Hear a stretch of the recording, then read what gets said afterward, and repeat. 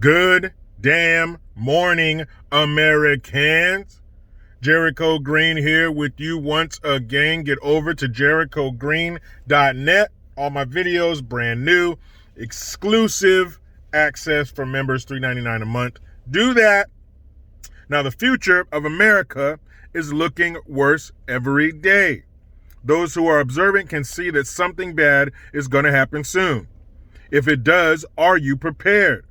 Do you have enough food, water, and supplies to get you through hard times? If not, check out My Patriot Supply. They're the nation's #1 preparedness company, and they've served millions of American families just like yours. Right now, you can save 25% off their popular 4-week emergency food kit, which will keep you well fed with 4 weeks worth of breakfast, lunch, dinner, drinks, and snacks totaling 2,000 calories a day. This food stays safe and fresh up to 25 years in proper storage, so it will be there when you need it. In fact, you might need it sooner than that. So don't wait. Go to preparewithjericho.com and claim your 4-week emergency food kit. You will save 25% off if you act now. That is preparewithjericho.com. Don't wait. Do it today. Now, before I get started, got to give a big shout out to my man Nate and his daughter. Today is her 21st birthday. Now, I'm sure you are a perfect angel and you would not dare partake in the libations. But if you do, let me tell you 2 things. Number 1, there are 2 times in your life when society will conspire against you. 1 is your 21st birthday, and 2 is your bachelor/bachelorette party. Now, what I mean by that is, if you go out, if you're not at home reading a book by candlelight, spending time with your family, if you do go out, and people, wherever you go, find out that you're turning 21, they will take it upon themselves to get you fucked up. Perfect strangers will be like, what? 21? They will send drinks to you. Now, here's what you got to do to save yourself tomorrow, to save your head from thumping. Whoever you go out with, your BFF, whoever you can trust, make sure you tell them, feed me water, give me water.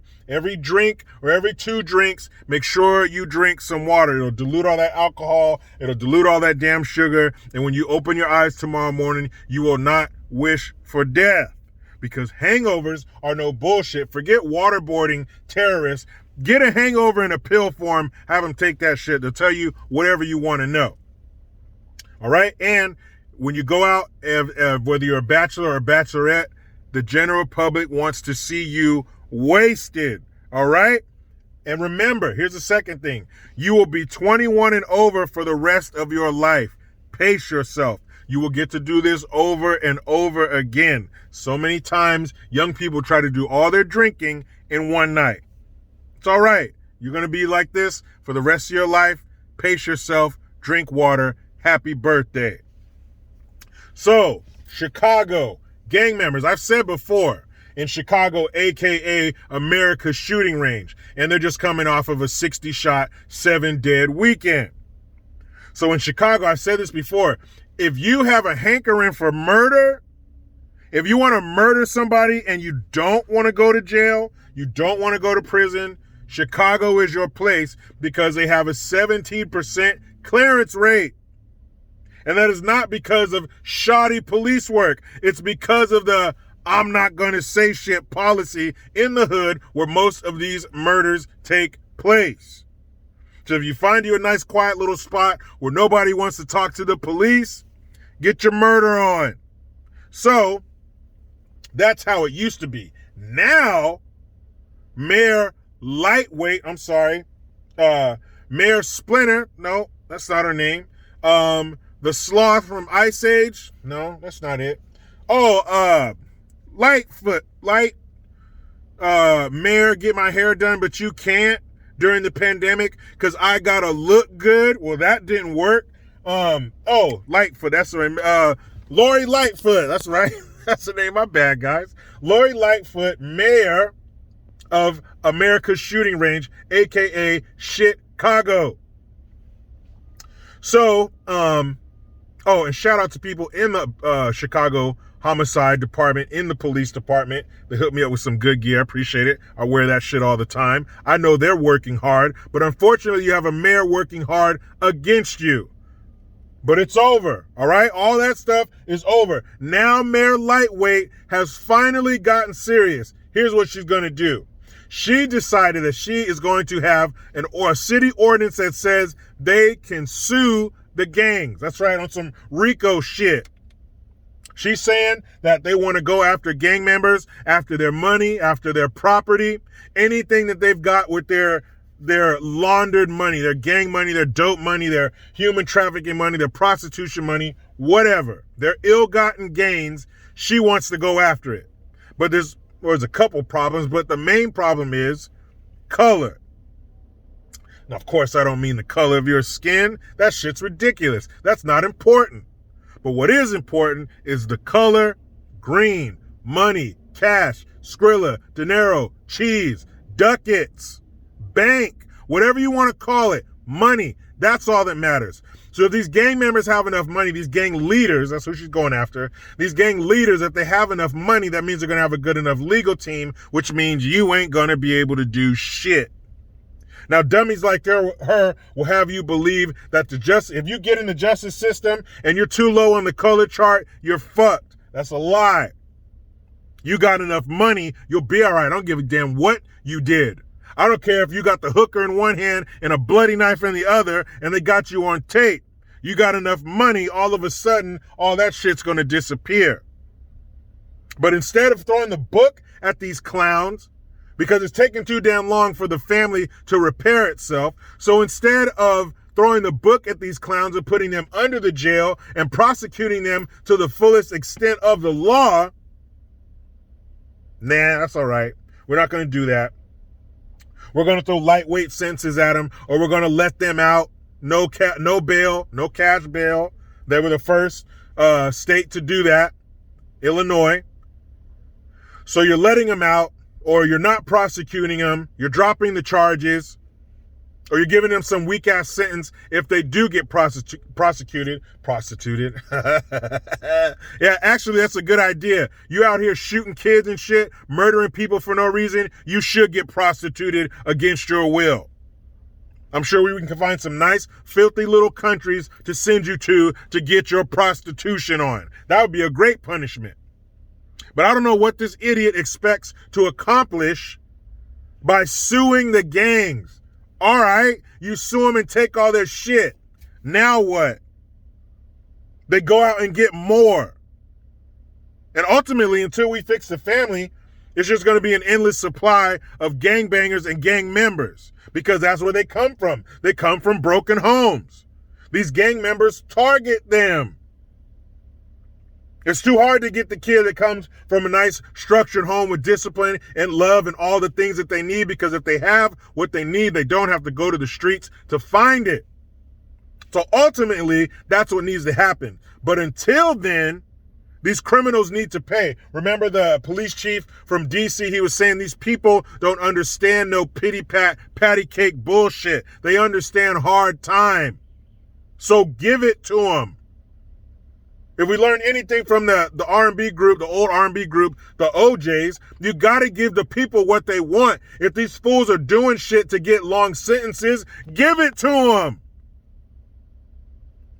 Why are you letting them back out in these communities where they can retake these people hostage in these neighborhoods? Everybody that lives in the hood is not hood.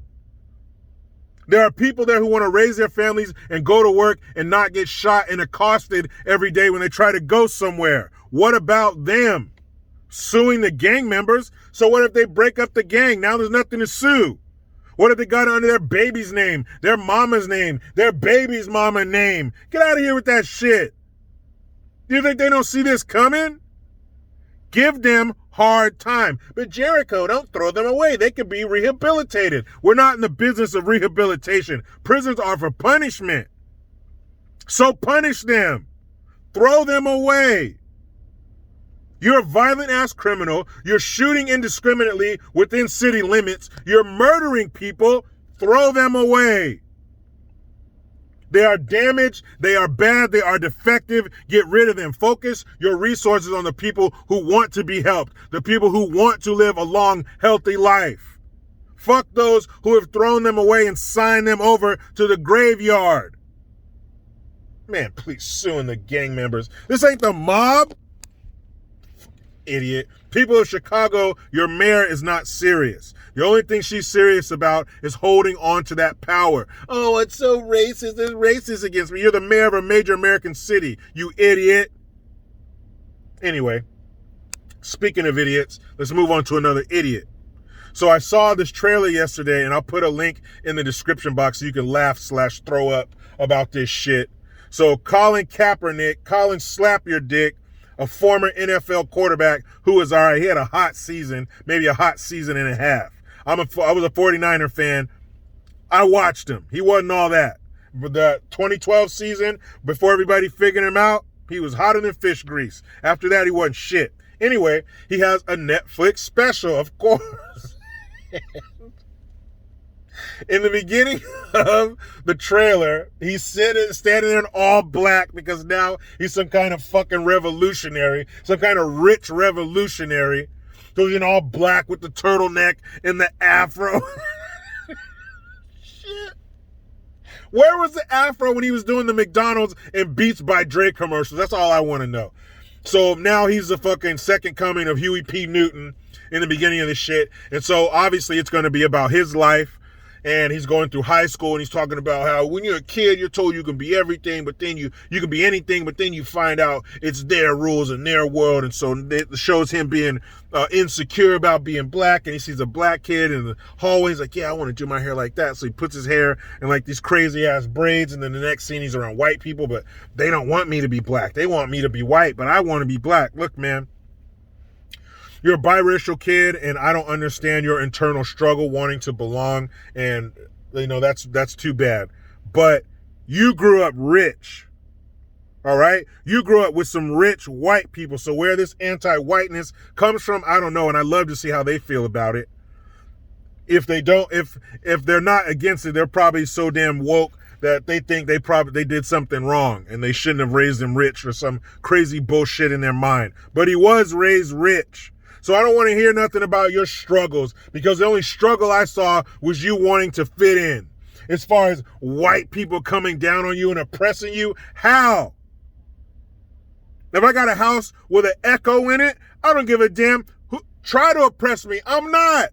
I live in a multi-million-dollar home in a gated community with two parents who love me and give me everything I want, even some shit I don't want. I didn't even know I wanted. So where is your oppression? Where is it so tough for Colin Kaepernick growing up in a fucking private school with quarterback coaches? You know what? My son's not at the age to play football, and if he wants to play someday and he is a quarterback, I'm going to go ahead and guess that quarterback coaches are expensive. But not when you're rich. That poor kid, poor Colin Kaepernick. You downtrodden little rich boy. I feel so bad for you. There are millions of kids who go through whatever you went through without millions of dollars. I will take my problems gladly with a few $1 million in the bank. I'm sure that'll make my problems a little bit easier to deal with. But of course, you have these soft-headed dummies around the country and around the world who are going to eat this shit up and continue to just submerge Colin Kaepernick in all this praise, you poor thing. How did you do it? How'd you do it, you fake-ass Black Panther? How oppressed can you be when your parents are rich as fuck? Now, I know there are things that money has no effect on your health and maybe some internal things you're dealing with, but you have a lot less problems when you are raised by, and they were white. They took your low on the color chart ass into their white home.